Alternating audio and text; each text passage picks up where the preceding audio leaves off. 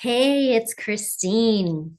Got some law of assumption success stories, my personal stories to share with you to inspire you. And I do have a bunch of them on my channel, so after this video, definitely feel free to watch more. But I'll touch on some of the ones that kind of blew my mind. And I have a little bit of money and body and relationships in here. So I have a short list and I will try to get through them as quickly as I can, but also just get into the details of how I manifested it because I did them in a variety of different ways. Some were visualizing, some were robotic affirmations. So, not even getting into the feeling or just believing, just repeating a thought over and over in my mind and it manifested. So cool. And I've also done some scripting where I journal out what I want, and that also manifested. So I'll share with you a little bit of the array of my manifestation success stories. The first one I want to go over is when I first discovered Neville Goddard. It was about a year ago. And I heard about his ladder experiment that he used to do with his VIP students. So he would have his students visualize climbing up a ladder and climbing down a ladder, up and down as many times as they could, right before falling asleep, because he said that's the perfect time when your brain waves are getting into that theta state. You can access your subconscious mind faster that way. And then he also said, put notes throughout the day where you can see them that says, I will not climb a ladder. And he said, within a week, if you do it correctly, you're guaranteed to climb a ladder, even though you're reminding yourself you will not. Isn't that crazy? So I was like, ooh, my little science brain was like, let me experiment with this one. So I did it once. I visualized climbing up this metal ladder, climbing down it, and it had like very, cylinder type bars. And nothing really happened for a few days. And I did put post-it notes all over that said, I will not climb a ladder. And then I realized on maybe like day 4, day 5, I didn't even, when I went to do my visualization at night, I realized that I was at a playground and the monkey bars were metal and looked exactly like my ladder. Although it wasn't completely a ladder, it looked exactly like my visualization. So I was like, oh, that's kind of close. Let me try this again. I'm going to do a wood ladder. So I did it again. And this time I visualized a wooden ladder and I felt my hands on the wood. It was, typical brown wooden looking ladder, and I would climb up it and down it. And I have no business being on ladders. I didn't even know if I owned a ladder in my house. So I thought it was a good experiment because I have no reason to go on a ladder. And I put my post-it notes around, I will not climb a ladder and will not climb a ladder, and just kind of let it play out and see what happened. This time it was on the third night, so it happened faster.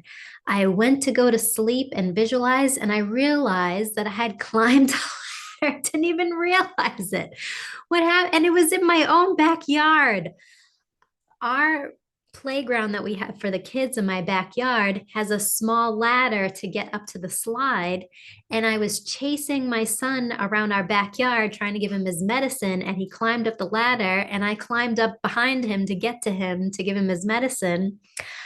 And it's a wooden ladder. Oh my goodness. So I was like, okay, let me try this other thing. So I tried like roses, and then I saw roses, and then I tried $100 bills because I never pay with cash. I'm always, everything's credit card or digital payments. So I was like, I haven't seen $100 bill in so long. So I Googled it and I got a visual of what $100 bill looks like and tried to take in all the details as best I could. So at night, I was imagining counting 10 $100 bills, just envisioning that $100 bill as best I could. Within a few days, my husband gives me two $100 bills. He wanted to pay me back for something that I had paid for. And then the next week, someone else had also given me $100 bill. I was like, what? What is going on here? So those were fun ones. And then I discovered affirmations. So I had pain in my right knee for about 2 years, tried all kinds of supplements and stretching, and nothing was really helping. And it was progressively getting a bit worse. It wasn't too bad, but it was affecting my ability to lift at the gym because I was into lifting. I was getting into bodybuilding and wanted to do a bikini competition. So I always had to be easy on my knee. Like I couldn't lift as heavy as I would like to. So I was like, all right, let me just try affirming that it's gone. Like I didn't even know if it was going to help or not, but over and over, I would just say in my head, my knee is 100% healed. It's 100% healed. My knee is 100% healed. Even though I felt the pain, I would just ignore it and say, my knee is 100% healed. I was very playful about it. Within 3 days, I noticed my knee pain was about 50% less. So I was like, oh my God, is this working? So I kept going with it. My knee is 100% healed. It's 100% healed. It's all healed up. It's all healed up. It's all healed up. See how, like, it's just the same robotic affirmation over and over. Within the next few days, knee pain completely gone. I was able to lift so much heavier at the gym. It wasn't even bothering me at all. I was amazed. And it's been months now, no knee pain. So I did the same thing with, I had eczema on my right elbow for years. It would come and go. I would go to a dermatologist. They would give me a prescription.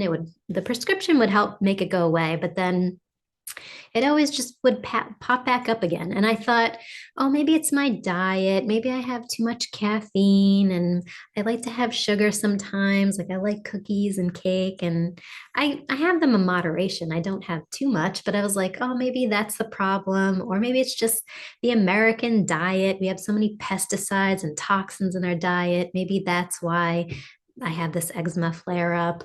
Or maybe it's emotional. Maybe I have some trauma that I haven't worked out and that's how it's causing a frustrating itch on my elbow, whatever. So I was like, you know what, let's just screw all the logic and just say my elbow is 100% healed. My eczema is completely gone. My skin is so clear. My skin is so clear. My skin is so smooth. My skin is so clear. My skin is so smooth. Unfortunately, nothing happened. And for months, it stayed there. It did get a little bit less, but it still was there. And actually, the itching went down, but I could still see it there. So I tried my best to ignore looking at it, ignore seeing it in the mirror. And I would look at my left elbow because my left elbow was nice and smooth, and I would visualize the smooth skin on my left elbow also being on my right elbow. And I would continue with my affirmations that my skin is completely clear on my elbow. My skin is completely clear. My skin is completely clear. And then I would say a few weeks after that, after I started incorporating the visualization with the affirmations, that's when it finally cleared up. And it's been a while. Like I've had like a little bit of outbursts, but it's been minor. And then it just goes back to being clear again. And I didn't change anything in my diet. Still have my caffeine and my sugar. I didn't have to do any past trauma work because I don't even know where to go with that. I just decided what I wanted, kept affirming it, visualized it, and eczema's healed. I didn't put any creams or lotions on it. Actually, every cream and lotion I tried to put on it would just make it worse. So I was like, all right, no more creams, no more lotions, just my mind. Crazy. Then my dog. He's 12 years old, but in my eyes, he's still my puppy. We discovered that he had a growth in his nose. He was having trouble breathing through his nose. Found out it was cancerous and he was slowly bleeding out of his nose. So we'd always have to wipe his nose and we felt bad. They gave him medicine for it that would help, but didn't seem to be working. And then one day the bleeding got completely worse, where it was like pouring out, and he would sneeze, and there would be chunks of like tissue. And this went on for like 2 days, where like it looked like a murder scene. My kitchen was covered, like the cabinets and the floor, blood everywhere. Sorry if I'm grossing you out, but as I was cleaning up the blood, I would ignore it and say, his nose is 100% healed. It's 100% healed. It's 100% healed. Because I really wanted him to stay around at least for a few months. I didn't want this to be his end because he was in good spirits. He was still walking and eating and pooping just fine. Like he was still in good spirits. He was just like, his nose was all clogged up. So I'm cleaning up the blood, saying his nose is 100% healed. He's going to be around for one more summer. His nose is 100% healed. It's 100% healed. I like using the word 100% healed because it feels very definitive, like it's all cleared up. His nose is all cleared up. His nose is all cleared up. And it still blows my mind today, but the bleeding stopped. And it's been a few weeks now, and there's been like very minimal blood that comes out, but he's in really good spirits. Like, and he can breathe better. So maybe he had to go through that like detox of massive blood to maybe get the cancer out. I don't know, but it worked. So not only was I able to heal myself, I was able to heal my dog. And then as far as relationships, this was actually before I learned about law of assumption. So this was 14 years ago when I was in my 20s and looking for a relationship. I watched a show on, I watched an episode of Oprah, and she was saying how, if you're looking for a new relationship, you should write down what you want. So I thought that was a good idea. I wrote down all the things that I was looking for in my next boyfriend. And I kept it pretty general, like things like, oh, every time we hang out, we have the best time. We have a lot of similarities, but differences. Um, that we're just very into each other. There's no guessing games. I also wrote down that he has a really good job and a car because I've had previous boyfriends that did not have those, and it was not my vibe. And then I also, as far as specifics, I wanted an Italian guy because I'm Italian, and I wanted to have Italian baby someday, which I ended up having a boy and a girl, and they have very Italian first names, as well as our Italian last name. So very cool manifestation there. But I kept it very general, and that was the only specific thing. Is like he's got a good job, he's got a car, and he's Italian. And then I left it at that and just kind of allowed him to come to me. And I kept this, it's in one of my journals. And a few months later, I did end up meeting my now husband. And he was everything on the list. And he still is. Every time we go out, we always have a good time together, which is like the best part. I wish I kind of had wrote down more, but I tell him all the time that I manifested him. He's like, silly. He's not into like the whole manifesting stuff, but I tell him that all the time. And then we've been married for 10 years now. So I continue to affirm that our relationship gets better. We're always so happy. Even last night, I was feeling a little stressed out about another situation, but I was like, I just wanted him to cuddle with me. Like, we haven't really cuddled in a while. And then last night, he ended up cuddling with me. It was amazing. So you can, even after you manifest your relationship, you can continue to manifest how that relationship progresses and what kind of affirmations and thoughts do you want to have about your relationship. Something I decided like a few years ago is that we're soulmates. Like we were meant for each other, like we're inseparable. We're just soulmates. and it plays out perfectly. Like we really are. And we have our arguments and differences, but I'm actually pretty good at like settling things out pretty quickly. We don't really argue for too long. And there's times when he's a pain in the ass and grouchy, but I flip it right around. I'm like, oh, he's always so happy. He's always so happy. He's always so nice to me. He's always so happy. And then, like, within a few hours, he's back to his peppy self. So, not only can you manifest for your personality changes, but you can manifest how you want others to treat you or how you want those relationships to play out. It's all your thoughts. One other thing, money. I'm a graphic designer. Been doing that for quite some time. That's what I went to school for. And when I graduated, I thought, oh, graphic designers at max, I might make 80,000 a year. But I really wanted to make six figures. And I had tried all these like side hustles and businesses, and nothing was really working out. And I realize now it's because I had that limit of, oh, I'm not going to make six figures. Like, it's just not me. But then when I had learned more about law of attraction and starting to understand law of assumption, I was like, all right, if I want to be six figures, I kind of have to take on the concept that I am a six-figure earner. And it was hard for me to kind of visualize that at the time. So I had a thought that, like, oh, why don't I just hang out with more people that I know make six figures and maybe their energy and vibe will rub off on me.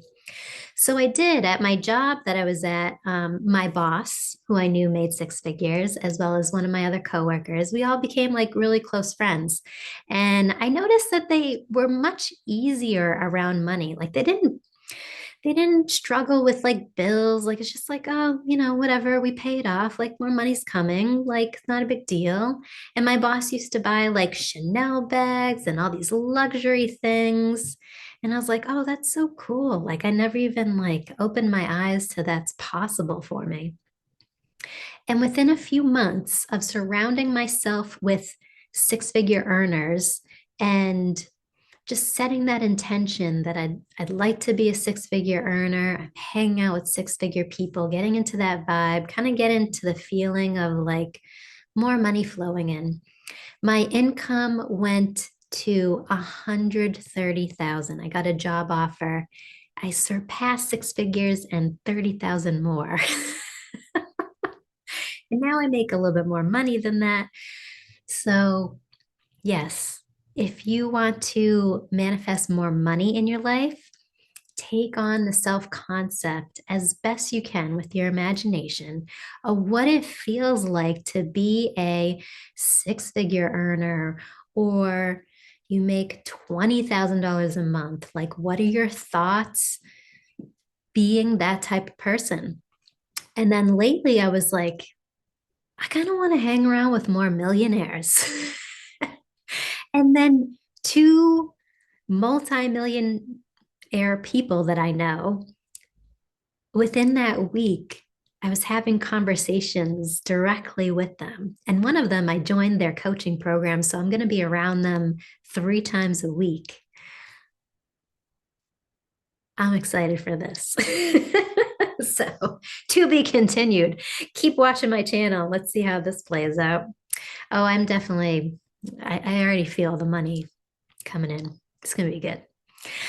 I hope that helped inspired you. Post your success stories below. I'd love to hear about your manifestation things that you're proud of. Like, comment, subscribe, and see you in the next video.